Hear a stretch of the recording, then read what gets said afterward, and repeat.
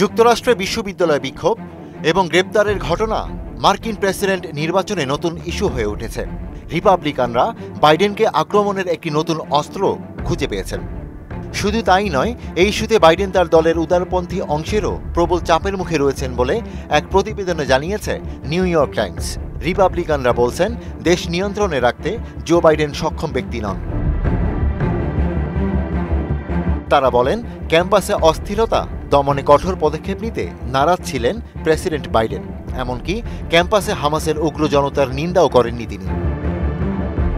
বাইডেনের ওপর দোষ চাপানোর ক্ষেত্রে ট্রাম্পের প্রচারণা শিবির আরও আক্রমণাত্মক। ওয়ালটন ফ্রিজ কিনে অনেকের মতো আপনিও হয়ে যেতে পারেন মিলেনিয়াল।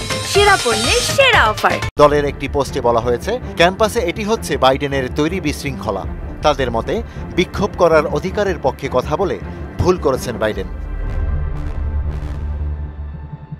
অন্যদিকে বাইডেনের দল ডেমোক্র্যাটিক পার্টির মধ্যেও এই ইস্যু নিয়ে তিক্ত বিতর্ক চলছে। বিশ্ববিদ্যালয়ের এই অস্থিরতা নির্বাচনে প্রভাব ফেলবে বলে সতর্ক করেছেন তারা। জরিপে দেখা গেছে, তরুণ ভোটারদের কাছ থেকে 2020 সালের মতো সমর্থন বজায় রাখতে হিমশিম খেতে হচ্ছে প্রেসিডেন্ট বাইডেনকে। সাধারণত যুক্তরাষ্ট্রের বিশ্ববিদ্যালয়গুলো ডেমোক্র্যাটদের জন্য ভোটের ঘাঁটি হিসেবে পরিচিত। তাই রিপাবলিকানদের তুলনায় তরুণ ভোটারদের মধ্যে ডেমোক্র্যাটিক সমর্থন বেশি।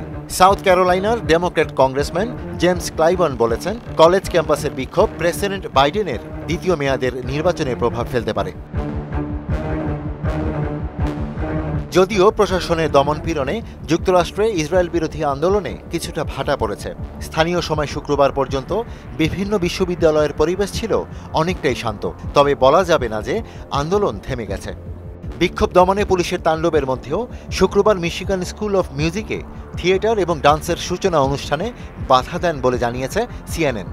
বার্তা সংস্থা এপির হিসাবে 17 এপ্রিল থেকে এ পর্যন্ত যুক্তরাষ্ট্রে 46টি ক্যাম্পাসে অভিযান চালিয়ে 2400-র বেশি ফিলিস্তিনপন্থীকে গ্রেপ্তার করেছে প্রশাসন।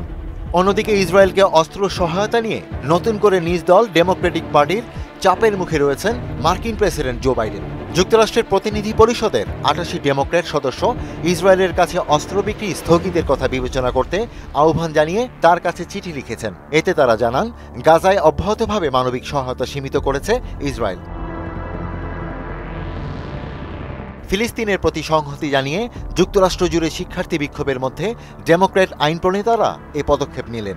এতে আগামী নভেম্বরে প্রেসিডেন্ট নির্বাচনকে সামনে রেখে নতুন করে চাপে পড়লেন প্রেসিডেন্ট বাইডেন।